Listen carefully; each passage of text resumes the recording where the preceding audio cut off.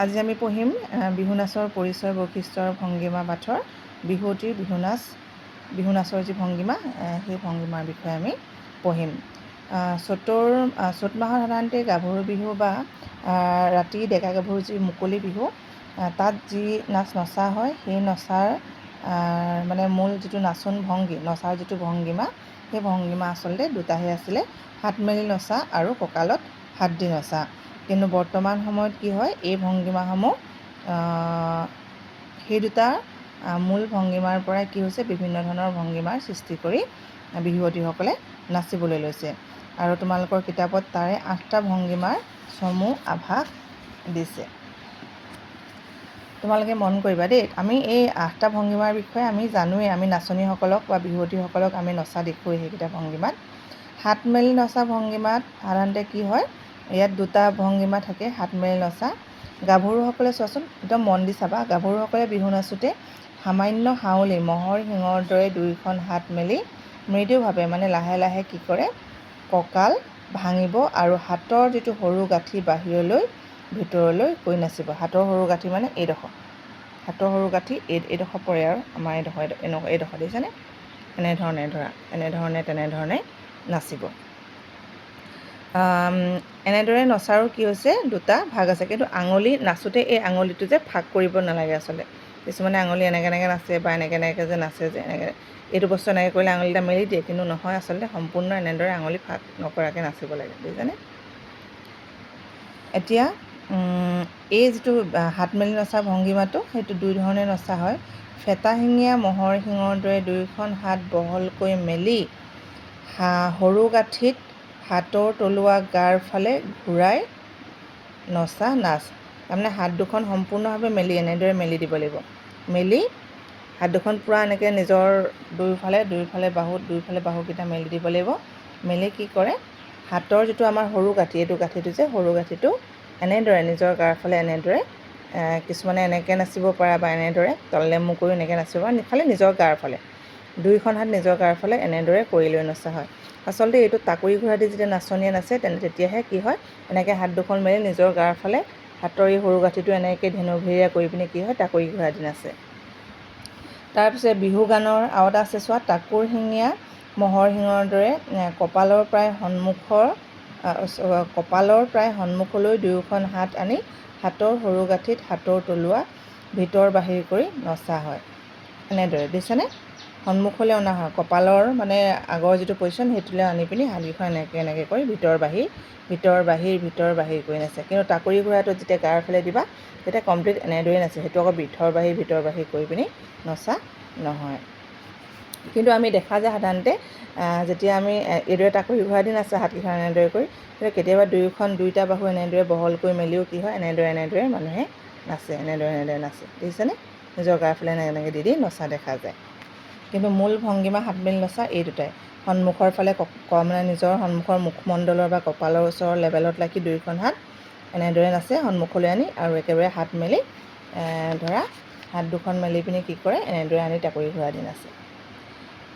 তাৰপিছতে দুয়োখন হাত কঁকালত দি নচা ভংগীমা, আমি জানোৱে দুয়োখন হাত কঁকালত দি, সম্পূৰ্ণ কঁকালত দিব লাগিব, কঁকালৰ পৰা তললৈ সাধাৰণতে দিয়া নহয়। বহুতে কি কৰে, কঁকালৰ পৰা তলৰ অংশত হাত দুখন দি নাচে, কিন্তু সেইটো এনেদৰে নচা ভংগীমা নহয়। আৰু হাতৰ সৰু গাঁঠিটো, তাৰমানে এই আঙুলি মূৰৰ পৰা একদম এইডোখৰলৈকে, সৰু গাঁঠিটোলৈকে সেইডোখৰহে কঁকালত দিব লাগে, তেনেদৰে নচা হয়। আৰু কেতিয়াবা এনেকুৱা হয়, ধৰা কঁকালৰ পৰা তলৰ অংশ একে ঠাইতে থাকে, আৰু ওপৰৰ অংশ কি হয়, এনে মানুহজনী মানে ঘূৰি এনেকৈ কঁকাল ভাঙি এনেদৰে অলপমান ঘূৰা নিচিনাকৈ নচা হয়। এইটো আচলতে পেঁপা বজালে, বৰ্তমান সময়ত পেঁপা বজালে তেনেকুৱা ধৰণৰ নাচ নচা দেখা যায় নাচনীয়ে। তাৰপিছতে হাত খোপাৰ ওচৰত থৈ নচা ভংগীমা, চোৱাচোন, হাতখন যিটো খোপা বান্ধে নাচনীয়ে, সেই খোপাৰ ওচৰত থৈ নাচে, আৰু দুয়োখন হাত খোপাত দি নাচা হয়। আৰু এটা কি হয়, এখন হাত খোপাত দি এখন হাত কঁকালত দিও, মানে সৰু গাঁঠিটোলৈকে কঁকালত দি তেনেদৰেও নাচনীয়ে নচা দেখা যায়। তাৰপিছতে আহিলে তোমাৰ 5 নম্বৰ, এখন হাত কঁকালত থৈ, দেখিছানে, এখন হাত কঁকালত থৈ আৰু আনখন হাত মানে সন্মুখলৈ দি হাতখন ঘূৰাই হাতৰ সৰু গাঁঠিটো ভিতৰ বাহিৰ কৰি তেনেদৰে পকায়ো কি হয়, নাচে, এখন হাত কঁকালত দি এনেদৰে নচা দেখা যায়। তাৰপৰা 6 নম্বৰ হৈছে দুয়োখন হাত দুয়োফালে কঁকালত, দেখিছেনে? দুয়োখন হাত দুয়োফালে কঁকালত খামুচ মাৰি ধৰি তালে তালে কঁকালটোত কি হয় ভাঙি ভাঙি নচা হয়। গিৰিপকৈ যে নাচে আমি গিৰিপ কাঢ়া কৰি নাচা হেৰা নাচনী, তেনেদৰে যে আমি নাচোঁ হয়নে, সেই তেনেদৰে গিৰিপ কাঢ়া কৰি মানে খুব খৰকৈ ভৰি দুপিয়াই দুপিয়াই নচা হয়।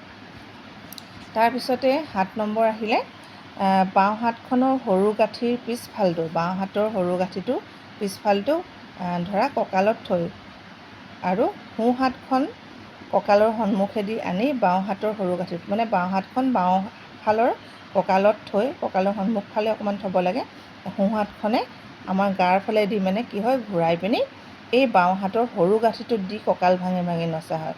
বহুতে কি কৰে বাওঁ হাতখন কঁকালত দিয়ে সৰু গাঁঠিটোলৈকে, কিন্তু সোঁ হাতখনে কি কৰে আকৌ সন্মুখৰ ফালে কঁকালতহে ধৰি পিনি নাচে। আচলতে সেইটো নহয়, যিখন বাওঁ হাত কঁকালত দিয়া হয় সেই বাওঁ হাতখনৰ সৰু গাঁঠিটোত, ইয়াত যেনেকৈ ধৰিছে দেখিছেনে, সৰু গাঁঠিটোত ধৰিহে কঁকাল ভাঙি ভাঙি নচা হয়। তাৰপিছতে 8 নম্বৰটো আছে সোঁ হাতেৰে বাওঁ হাতৰ আঙুলিত ধৰি দুয়োখন হাত নিজৰ সন্মুখেদি বাওঁ হাতৰ সৰু গাঁঠি তালে তালে ভাঙি ঢৌ খেলোৱাৰ নিচিনা কৰি নচা ভংগীমা। আমি দেখিছোঁৱেই যে কি হয় বাওঁ হাতৰ যি আঙুলি, এই আঙুলি এইডোখৰলৈকে সোঁ হাতখনে ধৰি পিনি আমি খিটি খিটি কৰি তেনেকৈ নচা দেখা যায়। এতিয়া এনেদৰে মই দেখাবলৈ অসুবিধা হৈছে, হ'লেও তোমালোকে ইয়াত যিহেতু ফটোবিলাক আছেই বা মই কওঁতেও তোমালোকে বুজি পাইছা বুলি ভাবিছোঁ। আৰু যেতিয়া স্কুল খুলিব তেতিয়া তোমালোকক মই বাৰু ভংগীমাবোৰ দেখাম, আৰু বহুতেই দেখিছা আৰু তোমালোকে যত্ন কৰিলে পাৰিবাই। ইয়াৰ কিন্তু পুৰুষৰ যি ভংগীমা, সেই পুৰুষৰ ভংগীমাবোৰ কিন্তু আমাৰ বিহুৱতীসকলতকৈ অকণমান পৃথক হয়। বিহুৱতীসকলৰ যি নাচ, সেই নাচৰ ক্ষেত্ৰত কিছুমান গুৰুত্ব দিবলগীয়া কথা হৈছে, সেইকেইটা তোমালোকৰ আছে কিতাপত, মন কৰিবা। এইটো পৰীক্ষাটো মই অহা দেখিছোঁ। বিহু নাচোঁতে বিহুতলিত অতি চঞ্চল হৈ তীব্ৰ বেগত দৌৰি ফুৰাৰ দৰে নাচিব নালাগে। বিহুৱতীসকলে অভিনয়সূচক নাচ যেনে হাল বোৱা, ৰোৱা তোলা, তাঁত বোৱা, জাকৈ মৰা, ঢেঁকী দিয়া ইত্যাদি নাচসমূহ পৰিৱেশন কৰিব নালাগে। বিহুৱতীয়ে জাপি লৈ নচা নাচ আগতে কোনো অঞ্চলতে নাছিল, সেইকাৰণে জাপি লৈ নচা নাচ পৰম্পৰাগত বিহু নাচ নহয়। বিহুৱতীয়ে জাপি লৈ বিহু নাচ নাচিব নালাগে। 4 নম্বৰ আছে হুঁচৰিত পুৰুষ অৰ্থাৎ বিহুৱাই কাঁহী ঘূৰাই বিহু নাচে। বিহুৱতীয়ে কাঁহী ঘূৰা নচাৰ পৰম্পৰা কিন্তু নাই। আচলতে পুৰুষেহে কাঁহী ঘূৰাই, বিহুৱতীয়ে কাঁহী ঘূৰাই নাচ নচা নহয়, পৰম্পৰাগতভাৱে নাই মানে সেইটো। তাৰ 5 নম্বৰ আছে নাচনীয়ে পিঠিফালে ৰাজহাড় বেঁকা কৰি হাউলি নাচিবলৈ চেষ্টা কৰাটো বিহু নাচৰ ভংগীমাত আচলতে নপৰে। বিহুৱতীৰ সন্মুখলৈহে সামান্য হাউলি নাচিব লাগে, পিছফালে হাউলি নানাচে। 6 নম্বৰ আছে সত্ৰীয়া নৃত্যৰ দৰে ডিঙিৰ সঞ্চালন, নিতম্ব সঞ্চালন, কৰজোৰ কৰা, আঁঠু কঢ়াৰ দৰে নাচৰ ভংগীমা বিহু নাচত নাই। আজিকালি আচলতে কি হয়, এইকেইটা আচলতে মূল নিয়ম বিহুৱতীসকলৰ, কিন্তু বৰ্তমান সময়ত দেখা যায় যি আমাৰ মঞ্চ বিহু, সেই মঞ্চ বিহুত কি হয় নাচনীসকলে অকণমান ব্যতিক্ৰম কৰিবলৈ যায়, নিজকে আন বিহুৱতীয়ে যিদৰে নাচে তাৰ পৰা অকণমান নিজকে যেন অকণ বেলেগ ধৰণে নাচটো মানে বিচাৰকৰ আগত প্ৰদৰ্শন কৰিব বা দৰ্শকৰ আগত প্ৰদৰ্শন কৰিব, তেনেকুৱা ধৰণৰ মানে এটা পৃথকভাৱে অকণমান, কিছুমান সকলোৱে নহয় আৰু তেনেকুৱা কৰিবলৈ যাওঁতে কি হয় কেতিয়াবা নিজে বিপদৰ সন্মুখীন হ'ব লগা হয়। কেতিয়াবা কি হয় এনেকুৱা কিছুমান বিচাৰক থাকে যি পৰম্পৰাগত যি নিয়ম বিহু নাচৰ বা তেওঁলোক তাৰ লগত জড়িত হৈ থাকে, গতিকে তেওঁলোকে পৰম্পৰাগত সেই নিয়মসমূহো ধৰি ৰাখে। গতিকে এনেধৰণৰ যদি অসংযতভাৱে কিছুমান যিবিলাক ধৰ বিহুৱতী নাচৰ নিয়মৰ বাহিৰত থাকে, তেনেধৰণে যদি নাচে তেতিয়া যদিও তেওঁ সুন্দৰভাৱে পৰিৱেশন কৰে, কিন্তু অকণমান সামান্য ভুলৰ বাবেই তেওঁ কি হয় পুৰস্কাৰ পোৱাৰ পৰা মানে বিৰত থাকিব লগা হয়। গতিকে এই ক্ষেত্ৰত মন কৰিব লাগে কিছুমান কথা।